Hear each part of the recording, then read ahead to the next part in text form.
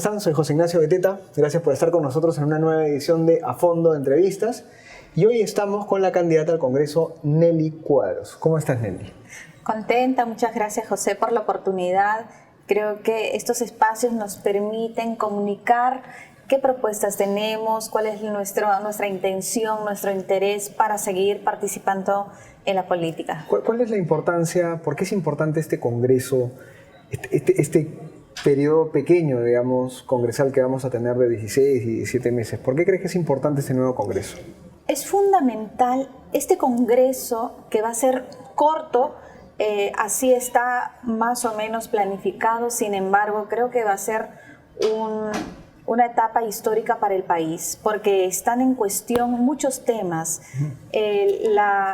La vigencia de la Constitución. De hecho, muchos políticos creen que se debe traer y plantear una nueva Constitución, que hasta ahora no dicen con qué contenido, pero ellos quieren una nueva Constitución. Nosotros creemos que no, creemos que se tiene que fortalecer y hacer las reformas necesarias en la que tenemos.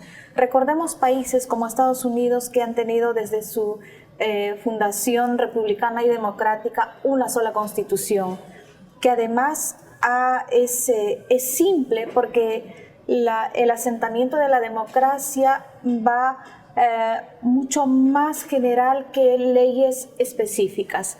La libertad, los derechos humanos, el derecho a la vida, el fortalecimiento de la familia, el respeto entre ciudadanos, son ejes fundamentales de la Constitución actual, pero que lógicamente, como todo proceso social sufre cambios, la sociedad es un ente dinámico, y la Constitución también tiene que adecuarse a los nuevos cambios sociales, pero no así cortarla de raíz, porque eso genera quiebres y posibilidades para corrientes de pensamiento que siempre creen que hacer borrón y cuenta nueva es lo mejor, y creemos que no.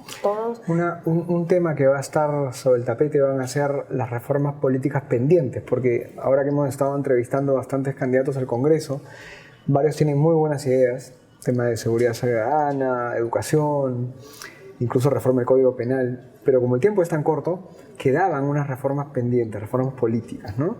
Que tenían que ver, digamos, con la organización de los partidos políticos, con el financiamiento de los partidos políticos, todas esas reformas que se quedaron el año pasado ahí, bueno, este año paradas, ¿no? ¿Qué piensas tú como congresista de eso? ¿Qué lugar deben tener en este nuevo Congreso? ¿Se deben empezar a debatir desde que llegan ustedes? ¿Deben estar ahí en la agenda, pero no necesariamente en primer lugar? ¿Cómo ves tu propia agenda y la agenda del Congreso con respecto a este tema? Primero, creo que hay una expectativa de todo el Perú en qué tipo de ecuación, de equilibrio de poderes va ahora a resultar de este proceso electoral. Hay corrientes claramente ya que se vienen mostrando cada vez con mucha más fuerza. La corriente de izquierda, de la nueva izquierda, que trae un sinfín de planteamientos, y algunos de pensamiento más de libertad y de democracia, y que creemos en la vida, en la familia, en la libertad y en los derechos, que también estamos tomando una posición cada vez más fuerte a necesidad de que hay rompimientos en toda la estructura social con estas corrientes que vienen ahora apareciendo, que traen, por ejemplo, la ideología de género, que muchos no lo quieren hablar, pero que nosotros lo hemos sabido plantear con el respeto que se merece todo tipo de ciudadanos, mejor dicho, ciudadanos con amplios y distintos tipos de pensamiento. Creo que es importante. Con respecto a la ideología de género, o lo que usted llama la ideología de género, ¿cómo lo piensa plantear en el Congreso? ¿Cuáles son sus propuestas en concreto? Los últimos gobiernos, pero en especial este gobierno que desde PPK, Ollanta Humala y ahora Martín Vizcarra, han establecido una política en base al enfoque de género, tanto del espacio del Ministerio de Educación, que ha sido lo más delicado, también desde el Ministerio de Justicia, desde el tema de la Constitución y de todos los entes del Estado en general, como una política transversal de enfoque de género. Y lo más peligroso y lo que hemos podido destapar son los textos escolares de contenido que no son apropiados para la niñez. Que ha sido materia además de pedir disculpas por el presidente de la República, donde dijo que sí, pues esto había sido un descuido, un error, y solamente hicieron que todos los docentes a nivel nacional borren estos links de contenido semipornográfico con un plumonazo. A eso se redujo todo. Entonces pensamos que la ideología de género es algo que pone en riesgo la formación de nuestra sociedad, porque está atacando lo más fundamental, que es la familia, y en ellos el elemento más importante, que son los niños. Cuando nosotros nos detenemos y vemos cómo está la educación en general, la educación pública de nuestro país, más al interior del país y una región del Cusco donde yo provengo, pues realmente los colegios son para llorar. No tienen techos, no tienen pizarras, no tienen alimentación, absolutamente. Las sillas y las mesas son de troncos. Y ahí sí es ya un esfuerzo heroico hacer docencia. Pero sí vas a tener siempre un texto escolar con este contenido pornográfico. Entonces, y uno se pregunta, ¿cuál es la prioridad de la educación del país? Yo tengo una pregunta con ese tema, porque el debate es muy polémico, el debate es muy apasionado. Y a mí me parece absolutamente válido que haya una defensa de la familia, de la vida, entendida en términos incluso religiosos si los quiere. Porque finalmente ciudadanos del Perú somos todos, ¿no? Los católicos, los ateos, los agnósticos, ¿no? Así es. Pero por otro lado tienes efectivamente una serie de grupos, minorías, digamos, y tendencias que plantean, pues, digamos, que esos derechos individuales se aplican no solamente a la familia natural, sino también, digamos, a grupos que tienen opciones de género, opciones sexuales, identidades, etcétera, etcétera, digamos, ¿no? Que son los grupos, pues, que vemos todos los días y que además tienen efectivamente la misma ciudadanía que los católicos, los cristianos. ¿Hay algún punto medio, candidata, en este tema? ¿Hay algún tipo de conciliación? Porque va a ser bien complicado que un grupo, como usted los ha llamado, izquierda, progresista, socialista, se vea convencido por un grupo pro vida, pro familia, cristiano, católico, y lo mismo del otro lado, ¿no? ¿Cómo se puede manejar eso toda vez, como usted bien dice, que no es que siendo que es un debate muy importante, hay otras necesidades mucho más cruciales? En otras palabras, mi pregunta ha sido larga, pero ¿vale la pena pelearse con ese tema? ¿En qué sentido y dónde está la salida de este asunto cuando hay tantas necesidades previas, ¿no? Es una gran pregunta la que tú me haces, y de hecho quiero recoger las palabras de Ángela Hernández, que es diputada de Colombia. Creo que todos los peruanos tenemos que unirnos en lo fundamental. ¿Qué es prioridad en la educación peruana? Prioridad es tener docentes capacitados con remuneraciones dignas. Prioridad es tener un aula equipada con lo mínimo, con pizarras y carpetas donde los niños puedan estudiar en condiciones adecuadas. Prioridad es darle en muchos lugares del país donde los niños caminan 3-4 horas para llegar a su colegio y solamente no van ni siquiera a estudiar, van a recibir el alimento del jaliwarma, que es una ración por día. Esas son las prioridades. Entonces, unámonos en lo fundamental. Creo que este tema de la ideología de género no debe ser prioridad y por eso alzamos nuestra voz. Esto puede ser un tema complementario, un tema que se puede estudiar para no chocar entre posiciones distintas, pero en lo fundamental tenemos que priorizar y eso es lo que nosotros venimos a defender, no estar en contra de nada ni de nadie, porque el estar a favor de la vida y la familia no nos hace adversarios ni contrapuestos a otro tipo de pensamientos, porque finalmente como ciudadanos todos merecemos respeto.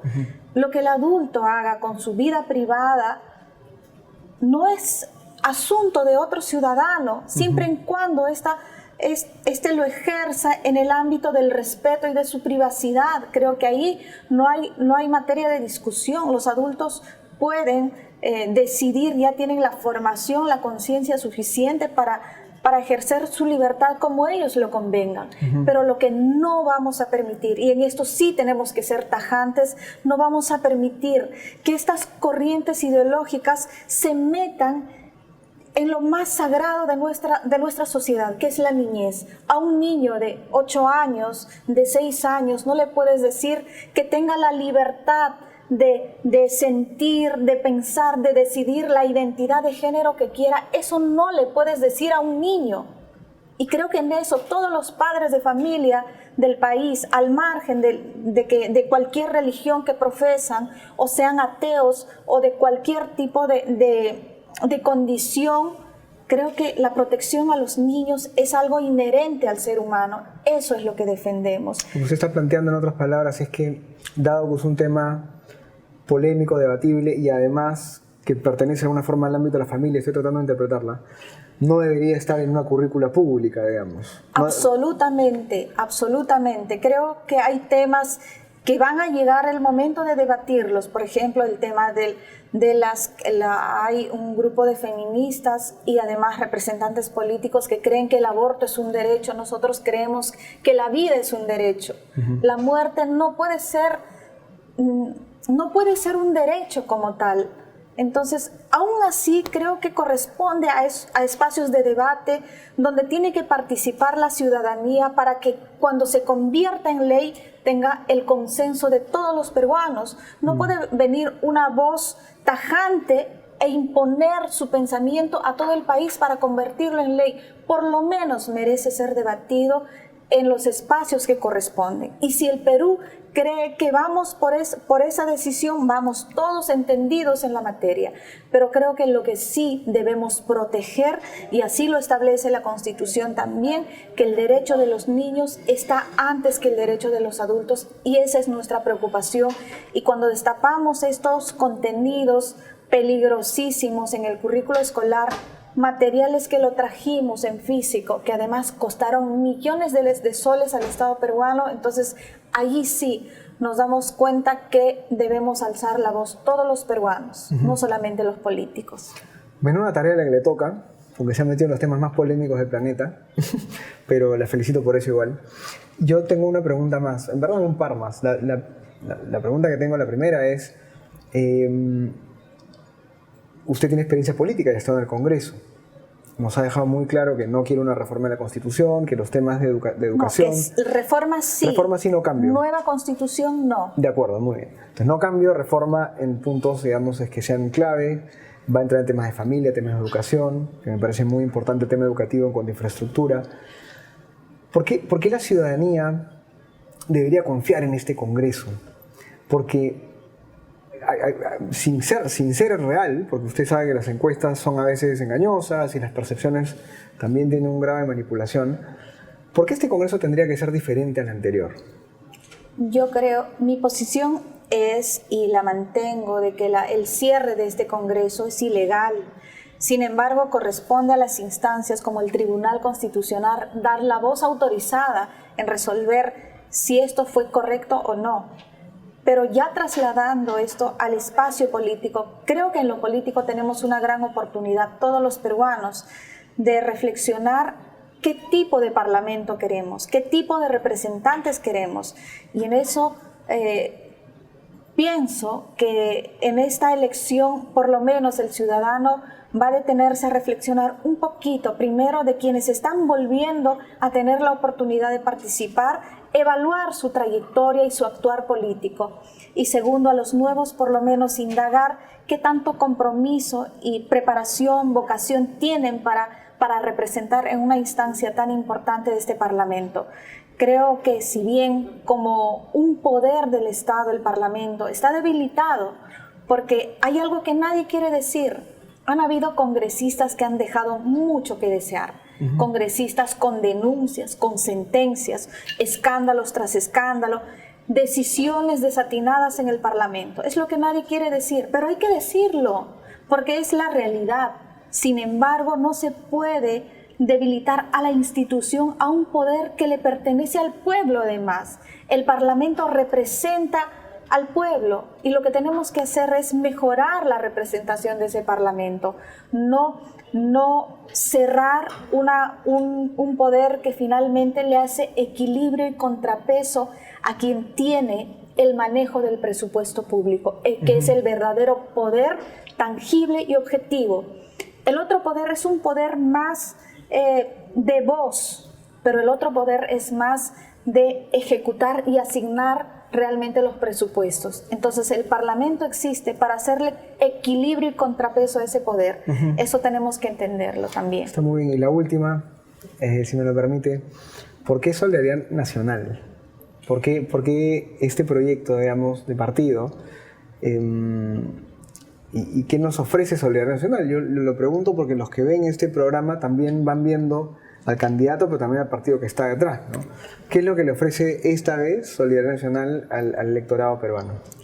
Solidaridad Nacional es un partido primero que tiene mucha trayectoria, y en una trayectoria política siempre hay aspectos positivos y negativos, pero particularmente yo puedo hablar por mí. Creo que los políticos que, digamos, nos identificamos con un partido en un proceso político, tiene que haber afinidad en algún aspecto del político con el partido. Para mí lo fundamental de Solidaridad Nacional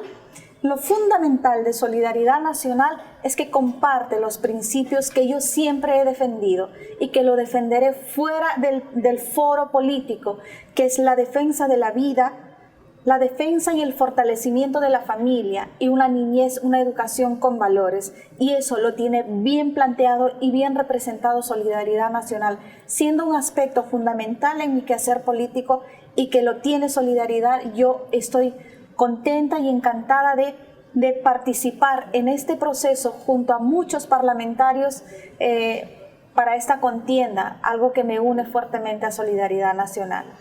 Bueno, muchísimas gracias por estar acá. Dinos tu número, tu partido, muchas para gracias. Que todos escuchen. ¿Sí? Yo los invito a poder acompañarme y darme una oportunidad más para seguir representando en el Parlamento Nacional. Vamos por Solidaridad Nacional con el número 4. 4 razones para votar por Nelly: pro familia, pro vida, provinciana y alguien con experiencia. Bueno, muchas gracias. Muchas gracias a ti por estar con nosotros en esta edición de A Fondo, y muchas gracias a ustedes también por acompañarnos. Nos vemos en la siguiente con más líderes, más personas que quieren trabajar por el desarrollo del país. Muchas gracias.